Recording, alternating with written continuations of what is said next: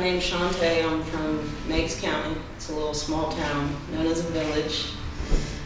Well, in my hometown, I was known as, the athlete, so I thought it'd be a good decision to ruin my life for some strange reason. But I knew how it was going to end up. The people where I'm from, it's either prison or just homeless. So I knew about it. But so like I said, I chose, that other route, which it wasn't a choice anymore. I realized I depended on that substance and, things like that. And then it just escalated real quick. It's what I relied on. My family, they're supportive. Pretty much everybody in my hometown is really supportive, for the most part. But I chose that, and it led me to some dark paths, So, but growing up, my family was big. My grandmother, she always had the open door policy. It was, if you was hungry or needed a place to stay, that's what it was. So I saw a lot of people come and go. My mom, not so much. She was around, but she wasn't around. I ended up moving out of her house whenever I was younger because, she was addicted and I didn't want that lifestyle anymore. So I kind of just bounced around and ended up with my grandmother and my aunt. And, whenever things didn't go my way, I thought I could just move out, and I did. It didn't end well, but, honestly, it started with alcohol because growing up, it was always around us, the alcohol and the weed, that was the main things, and it was always an older crowd, So I started with alcohol, and then I started smoking weed, and then I started doing Xanax and, Lortabs and all the other pills, but it just took off quick. It took off quick. Like, I realized that I was addicted to alcohol early on. If I didn't have it, I was throwing up and shaking.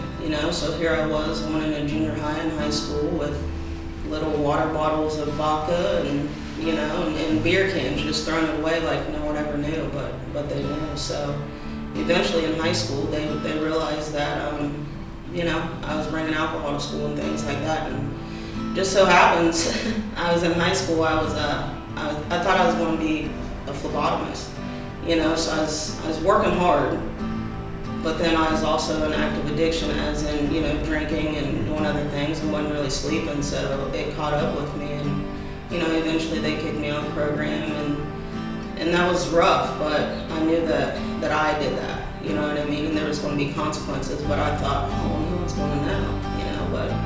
They know. So, toward the end of that, I got that wild hair at my butt, like, oh, well, I'm just going to drop out of school. And my family's like, no, you've come too hard. And, other people from the school, and I've always had a lot of support, no matter the good or the bad, it's people have shown up for me. I still kind of find that hard to believe still to this day, but, so I managed to graduate. Honestly, that was the only day I was sober. Whenever I walked across that stage, and I was nervous. But so after that, it like no one was like, hey, you should try this, So me being me, I'm like, all right, well, I'm gonna try something else because this didn't get me high anymore. So I decided to do heroin, and next thing I know, I was addicted. Heroin and Xanax, that really took me downhill real quick, And then fast forward, my grandmother ended up dying, and that was rough. She was my best friend. That part was hard. So it's like our family wasn't a good functional family. It's like any other family, but it really tore us apart. It tore me apart. But I also wasn't someone that was like, I'm gonna get clean tomorrow, I'm gonna get clean the next day. It wasn't a thought, And so I kind of backpedal a little bit. I was on probation.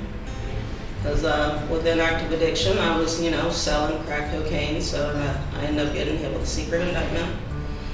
So that led me to probation with some prison time over my head. And I thought, oh, I could beat the system. It really never plays out. So I was high one night, and I was at our local speedway, and one of the employees called the cops on me, and I hated him for the longest. Like, I was so angry. So fast forward, I got sentenced to prison for 11 months. I was angry. I was angry at the world, because I feel like I had the guidance it's what I didn't. You know, if somebody could have just really sat down and asked me what was wrong, you know, I think that would have been amazing. You know, I don't like to just talk about my feelings. That's something else that's hard, you know, and my family won't really talk about feelings, depression, anything like that, so I stuffed everything, you know, it's something I still kind of struggle with, but.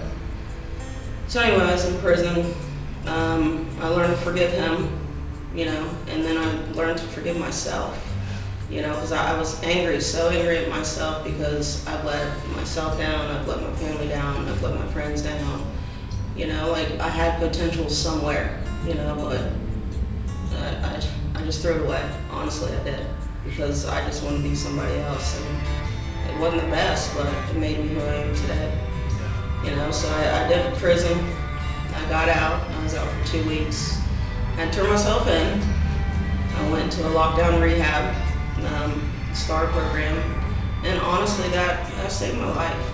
That saved my life, because being in prison was nothing. I didn't have any structure.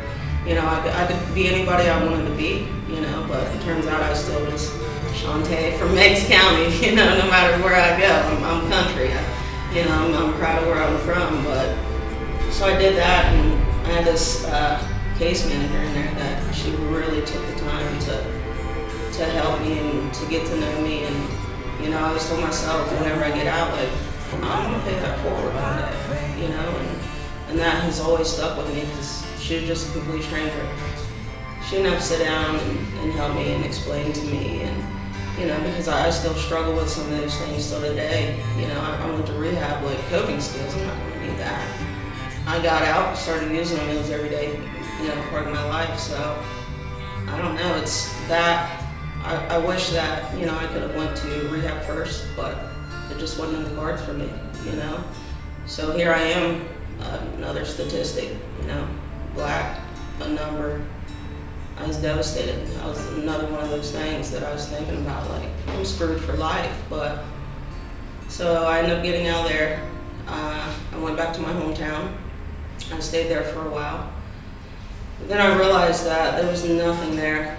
You know, nothing there. It was just depressing. You know, nobody is doing anything different. You know, they never will do anything different. And that part's sad, you know, because they have a lot of potential and things like that, but it's just what they're used to. You know, I was someone that was afraid of change. I still am sometimes, but I feel like since I've been in Hamilton, I've grown a lot. I've grown a whole lot. I've seen a lot. I've met a lot of good, genuine people. And so I guess that's where I have my 5 years clean, you know, and I never thought that I could honestly say I have 5 years clean.